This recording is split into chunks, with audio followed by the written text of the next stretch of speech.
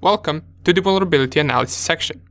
So we covered scanning and we managed to discover a bunch of information about our target, and right now we're going to use that information to discover whether a target has some vulnerabilities. We're going to cover 3 different tools in this section, and the first one is going to be an already familiar tool, which is called Nmap. We're going to tackle a subject on Nmap scripting. By now, we learned that Nmap is used for scanning targets. But Nmap can also perform vulnerability analysis, and in some cases it can even perform exploitation with the help of different scripts. As this is advanced use of Nmap, we should first explain what are these Nmap scripts.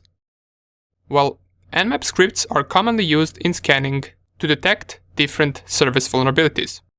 It can also be used for brute forcing attacks. It can be used to detect a malware on target machine. It is also used to collect even more information about databases and other network services. So we can consider this lecture to be half scanning and half vulnerability analysis. The goal of this lecture, however, will not be the vulnerability analysis, but to show you how we can run these scripts. And before we even run them, we need to know what are our available options. So, where are those scripts? How do we run them? How do we know which scripts even exist? Inside of the Kali Linux, we can find all the scripts that Nmap has inside of this directory. So, open up your terminal and navigate to user, share, /nmap, and then /scripts. If I type ls right here, we can see there are a lot of them. Let us test some of them out and see whether they give us any information about our target. Now, running scripts comes with 2 different options. We can either specify one script to use in a scan, or we can specify a group of scripts that we will use inside of a scan. And to fully understand all the possible things that we can do with scripts using Nmap, you should take a look at this page right here. This is the official Nmap page from the nmap.org link, and in the /book/nseusage.html, it will give us a good explanation about script groups and the usage of Nmap. If I scroll all the way down, here is the usage and examples. We get different script categories, which are script groups. We can see right here that the currently defined categories are auth, broadcast, brute, default, discovery, and many more right here. And down here we can read about each and every one of them to see what each script group does. So for example right here, the brute script group, it says these scripts are used to brute force attacks to guess authentication credentials of a remote server. Nmap contains scripts for brute forcing dozens of protocols, including HTTP brute, Oracle brute, SNMP brute, and so on and so on. Let us test some of them out. Let us start with this auth script group first.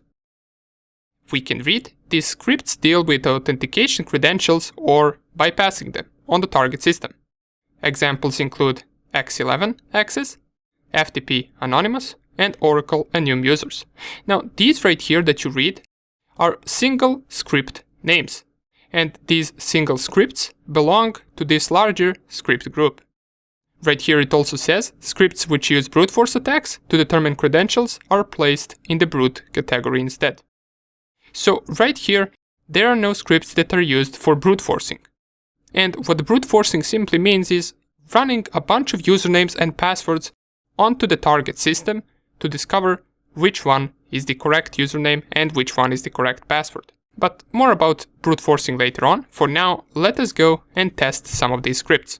To run a scan with a script group, we can use nmap --script, and after it, we specify the script group. So in my case, I will use auth, and I will scan my metasploitable machine with the synscan.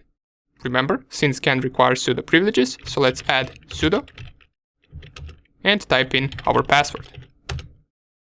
As soon as it finishes, we're going to see whether this auth script group discovered any useful information for us regarding vulnerabilities. Okay, so it has finished. Let us see whether our script managed to detect anything unusual. So we get the standard output of all the open ports, and we also get some other information for some of the ports. For example, right here we get FTP anon, and this FTP anon is just a single script name from the Nmap. It tells us that anonymous FTP login is allowed. What does this mean? Well, this is something that we will cover later. For now on, just keep in mind that anonymous login is allowed for the port 21. Under the SSH port, we get which authentication methods are supported, right here. Down here we get information for the SQL port. It tells us that root account has empty password. This can also be very useful for us. And right here we can see Tomcat, Tomcat. What does this mean? Well, this looks like a default Tomcat credentials.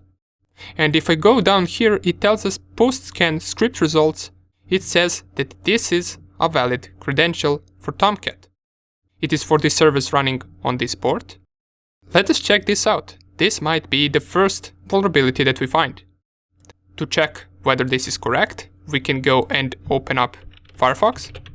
And we're going to make a connection to our Metasploitable on this port right here. So just find out the IP address of your Metasploitable. And if you scanned it right now, you already know it. So for me, it is 192.168.1.6. And to make a connection to a port, I will type 2 dots and then the port number. In my case, what seems to be a vulnerability is found on this port.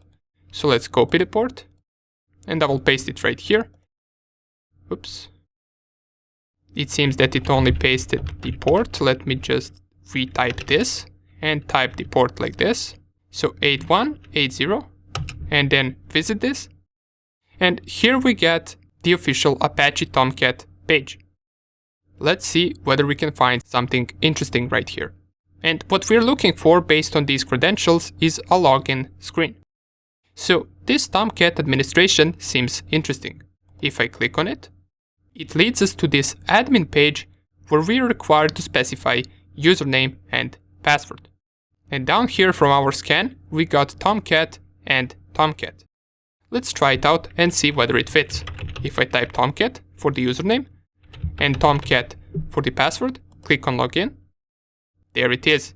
We managed to log in to the admin page of the Tomcat server. Great. This is our first vulnerability that we managed to discover and exploit. We are now in the administrator page of the Tomcat. Now, there are other things that we can do right here as well, but for now, we're just happy that we managed to gain access to the administrator page. Down here we have user databases, mail sessions, data sources, and these are all empty because this is a test machine. But if it was a real machine, this would probably all be filled with some other useful information. Great, let's leave this on side for now. So we managed to gain access to the Tomcat administrator page with the help of Nmap script. Let's see what else we can do with scripts. So let's go and try out the malware scan. These scripts test whether the target platform is infected by malware or backdoors.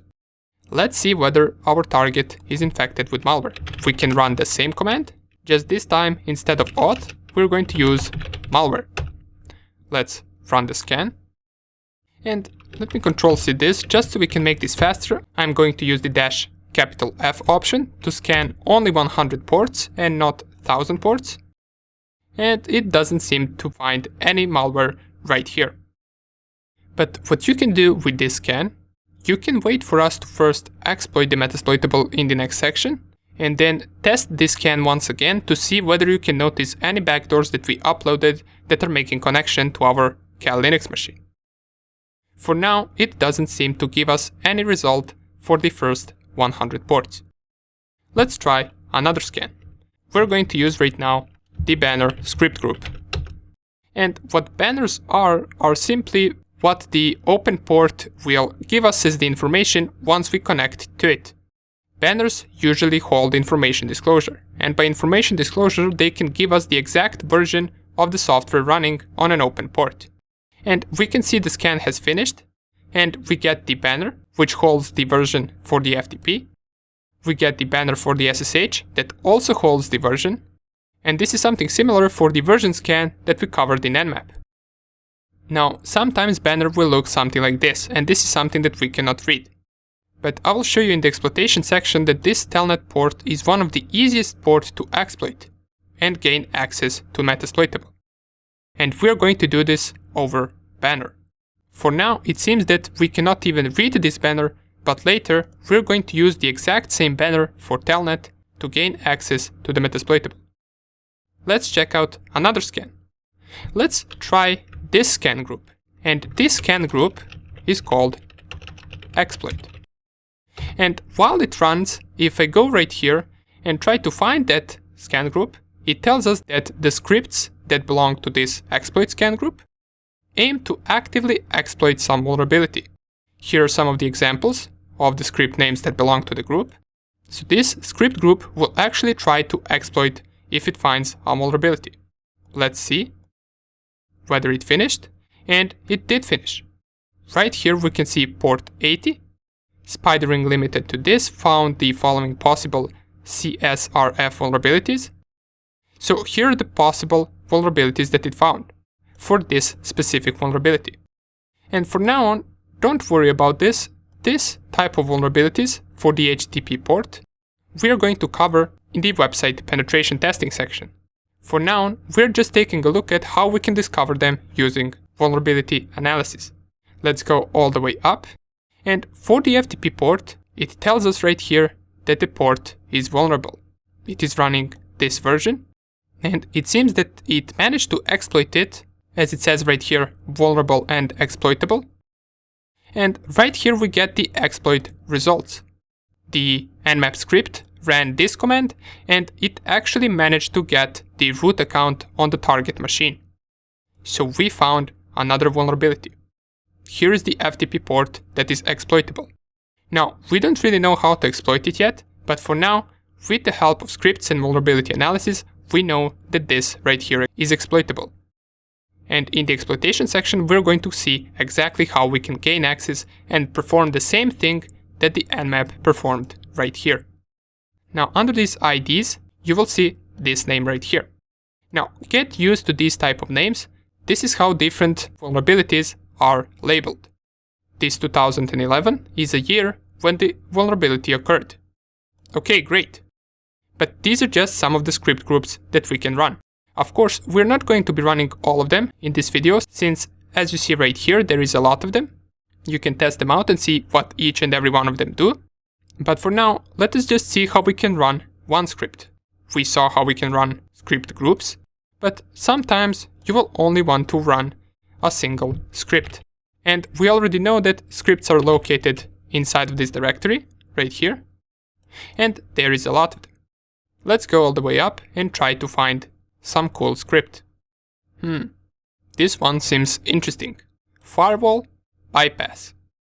And this .nse is just the extension for the scripts. And by the way, do not blindly run these scripts. What you can do to check out what exactly a certain script does is you can copy its name and then run the command sudo nmap --script -help and then the name of the script. So paste the script name and type enter. It will tell us that this particular script detects a vulnerability in NetFilter and other firewalls that use helpers to dynamically open ports for protocols such as FTP and SIP. Right here it also tells us how the script works. So the script works by spoofing a packet from the target server, asking for opening a related connection to a target port. And to run it, in case you want to run it, you can type sudo nmap --script. And it is similar to running the script groups. All we need to do is just paste the name of the script and add the IP address. It will start running this script onto the target. And for now it seems that we got the exact same output of a normal Nmap scan. Usually you will get this output. That means the script didn't work. So since this one didn't seem to give any output, let's try another one. Let's try the one that we already know will give us an output, and that one is ftp anon.nse. And remember when we ran one of the script groups? This script gave us the output for the FTP port, telling us that anonymous FTP login is allowed. Let's see whether we get the same result right now. If I run it, go all the way up, and it tells us anonymous FTP login allowed. And I already told you that FTP anonymous login means that you can use anonymous username and a random password to log into the FTP. Let's see whether it will work. Let's just test it out. We are curious. We want to see what does this anonymous FTP login mean. To do that, we're going to connect to a target using FTP. So you just type FTP and then the IP address of the target machine, in our case of the Metasploitable, press enter, and right here it will ask us for the name. Let's type anonymous, and let's type the password. Here you can type anything you want. In my case, I will just type password 123 and press enter, and here it is. Login successful. Remote system type is Unix, and now we can use the help command to see what are our available options inside of this FTP server. So we can run these commands right here. Great, it seems that FTP anonymous login is indeed allowed. But once again, more about FTP and the FTP vulnerabilities that we discovered in the exploitation section. For now, we managed to find out about some potential vulnerabilities, such as the Tomcat administrator login. The FTP port 21 showed to also be vulnerable. Remember when we ran the exploit script group, it told us that it is exploitable. But let's also see what else we can find using other vulnerability analysis tools.